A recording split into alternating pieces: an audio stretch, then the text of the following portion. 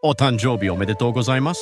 Isto é japonês para parabéns. O Observador faz 12 anos e, em vez de bolo, oferecemos uma visita ao Japão com a Pinto Lopes Viagens. Assine por apenas 39,90€ e habilite-se a ganhar. 12 anos a escrutinar o poder, 12 mil quilómetros para celebrar. Assine hoje em observador.pt. Arigatou. E, na verdade, ao utilizar a sua intervenção inicial, o Tribunal à qual amanhã quero voltar, depois do bastizado feito, não faltam padrinhos a Primeiro-Ministro. Esse Estado, é essa a lógica. É essa a lógica. Senhores deputados. Passos perdidos na Rádio Observador. Já há nova data para a eleição dos 4 juízes do Tribunal Constitucional, mas a marcação do calendário não foi consensual entre todos os partidos. Já vamos aos detalhes, porque antes disso, no bate-boca da semana, vamos ao debate sobre a gestão da agência Lusa e a troca de acusações sobre as várias escolas dos partidos na forma de lidar com o Serviço Público de Informação. E essa é uma grande falha, Sr. Primeiro-Ministro. é uma armadilha para o país. Disse o Sr. Primeiro-Ministro, o país quer saber o que é que vai fazer. Muito obrigado, senhoras e senhores deputados. Miguel Viterbo Dias, no debate sobre a gestão da agência Lusa, foram vários os antigos protagonistas que foram nomeados nestas trocas de acusação entre partidos. Todos procuraram vincar a forma como defendem a independência da agência Lusa, por isso foram trocando acusações sobre os períodos em que essa independência pode ter sido posta em causa. Nos que não passaram pelo governo, as acusações fizeram-se com base nos órgãos de comunicação partidários, como o Esquerda.net do Bloco de Esquerda ou o Folha Nacional do Chega. Mas vamos primeiro aos protagonistas, porque o PSD, claro está, começou por recordar José Sócrates. O Sr. Deputado pode esforçar por procurar os nomes todos do PSD, mas nenhum nome vai bater o nome de José Sócrates no que respeita ao domínio que quis fazer da comunicação social, ao controle que quis fazer da comunicação social e às atitudes pouco democráticas que teve enquanto Primeiro-Ministro. José Sócrates, que vai aparecendo nos debates de quando em quando, aqui pela voz do deputado João Antunes dos Santos, do PSD, que ouviu o Partido Socialista lembrar Miguel Relvas. Deixe-me também deixá-lo descansado, porque o Grupo Parlamentar do Partido Socialista também não tem a escola de Miguel Relvas e, portanto, desse ponto de vista, esteja absolutamente descansado sobre a posição do Partido Socialista neste assunto. Nem a escola de Sócrates, nem a de Miguel Relvas, olho por olho, dente por dente. O deputado Paulo Lopes Silva aqui a recordar o papel de Relvas, quando foi o ministro com a tutela da comunicação social, durante o governo de Pedro Passos Coelho. Quem também lembrou Sócrates foi o CDS, mas à boleia de uma outra protagonista. Em matéria de interferência política na imprensa, o Partido Socialista é o especialista máximo. Não há ninguém que vos bata. Não há. Desde o controle sistemático da imprensa até telefonemas intimidatórios, o PS é o especialista máximo, com a cátedra de José Sócrates, no controle e na interferência política da imprensa, Sr. Deputado. E pode-me continuar a interromper, que eu continuarei a falar mal do PS. Tem dúvidas? Perguntem à jornalista Manuela Moura Guedes, que ela vos explicará com todas as razões e com todos os argumentos, Sr. Deputado. Sócrates, Relvas, Manuel Moura Guedes e o Chega ainda foi a tempo de colar António Costa também é este rol. O Partido Socialista falar de isenção nos jornalistas. Sr. Deputado, José Sócrates e António Costa pressionaram os jornalistas todos os dias, e mais, e vou dizer mais, e depois ainda falam de imprensa livre e isenta. Imprensa livre e isenta. Mas no vosso tempo havia imprensa livre e isenta. Eram diretores de jornais que eram pressionados por António Costa, por José Sócrates. Não existia imprensa livre e isenta. Os senhores também são outra fraude. Aliás, toda a esquerda enche a boca em isenção, em liberdade editorial, mas essa nunca existiu quando a esquerda governou. Pedro Pinto a responder ao PS, que lembrou os inquéritos da entidade reguladora da comunicação ao Jornal Oficial do Chega, à Folha Nacional, por exemplo, sobre a publicação de sondagens que eram apenas inquéritos online. Ora, o debate sobre a agência Lusa faz-se numa altura em que o Governo quer mudar a forma de gestão depois de ter comprado a totalidade da agência. O que levou até uma greve que paralisou a Agência de Informação durante 24 horas, na quarta-feira, 20 de maio, e também uma manifestação à porta da Assembleia da República.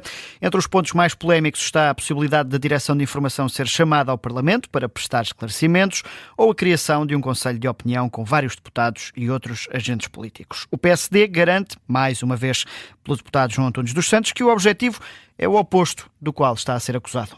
Para que fiquem descansados quanto àquilo que são as intenções deste Governo. Este governo não quer governamentalizar a agência Lusa, este governo não quer pressionar a agência Lusa, este governo não quer fazer nenhum tipo de atentado democrático à agência Lusa, nem tampouco ao país.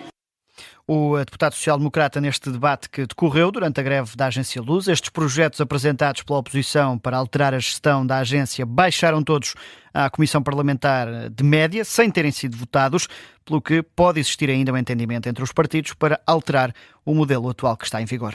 Por isso, será um tema que voltará ao debate na Assembleia da República. Mas vamos agora aos destaques da semana. E esta semana, Miguel, destacas o Partido Socialista. Para além de sondagens positivas, nomeadamente a da Aximages para o Diário de Notícias, que dá 10 pontos de vantagem sobre o PSD, mas também pela iniciativa política de relançar a discussão sobre o mercado laboral, mas este sinal mais é sobretudo pela viabilização da reforma do Tribunal de Contas. O PS colocou-se do lado da solução, diz que não concorda com tudo como está, mas viabilizou a proposta para discutir na especialidade. O Governo terá naturalmente que fazer cedências. A questão dos 10 milhões de euros para o visto prévio pode ser revista em termos de valores, mas há uma base para trabalhar e para, lá está, conseguir até ao fim aplicar uma reforma. E agora vamos a quem está a descer.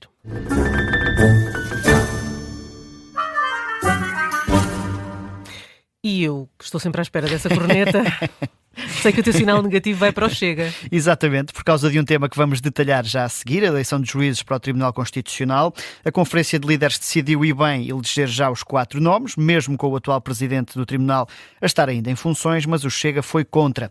O partido de André Ventura queria eleger apenas 3 nomes. Ora, esta opção ia colocar em causa o acordo entre o PSD e o PS, o que podia levar a mais um bloqueio de uma situação que já se prolonga há demasiado tempo. Nota menos por não estar do lado da solução. Estes são os sinais da semana. Vamos agora à agenda.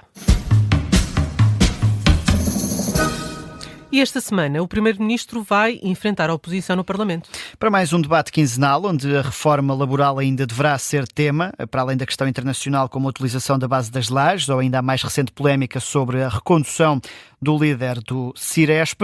O debate está marcado para as 3 da tarde de quarta-feira. Na quinta-feira à tarde, depois das 5h30, há uma outra audição que vai gerar muito interesse. Vai ser ouvido o Procurador-Geral da República, Amadeu Guerra, sobre a política criminal, mas também, e aí sim reside o principal interesse, sobre a demora da Justiça e o funcionamento do Departamento Central de Investigação e Ação Penal, o DCIAP. Ora, também, para além destes 2 momentos, há ainda várias audições de ministros. António Leitão Amar vai ser ouvido na quarta-feira de manhã, bem como o Ministro da Economia, Manuel Castro Almeida, sobre a reconstrução das zonas afetadas pela tempestade. Isto depois de Castro Almeida ter deixado críticas aos autarcas pela demora na validação dos pedidos de reconstrução. Tudo para ir acompanhando aqui na Rádio Observador. Vamos agora à conversa de bastidores.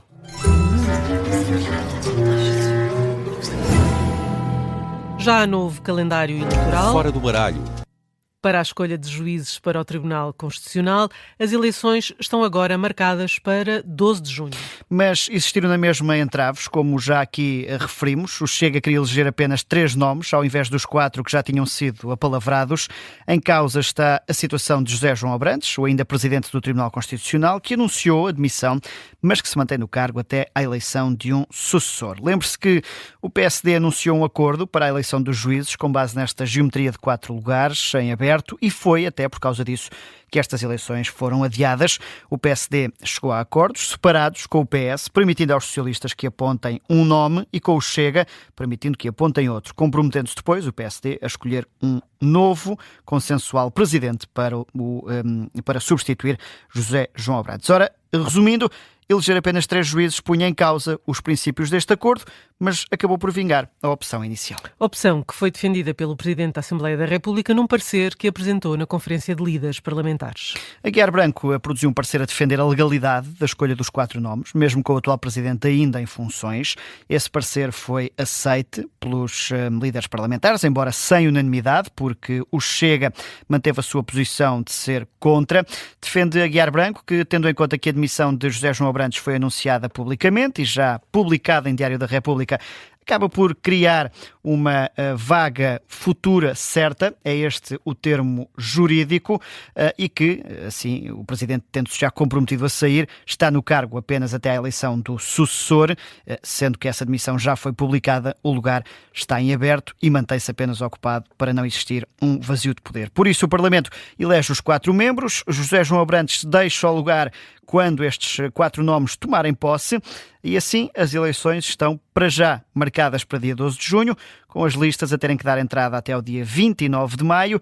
Pelo caminho, entre 29 de maio e 12 de junho, decorrem as audiências parlamentares aos 4 candidatos. E assim chegamos ao fim dos Passos Perdidos que o Miguel Viterbo Dias traz de regresso para a semana. E na verdade, ao utilizar os primeiros, a sua intervenção inicial, Portugal, à qual amanhã quer voltar, depois do bastizado feito, não faltam padrinhos a Primeiro-Ministro. Esse Estado, é essa a lógica. É essa a lógica. Senhores deputados,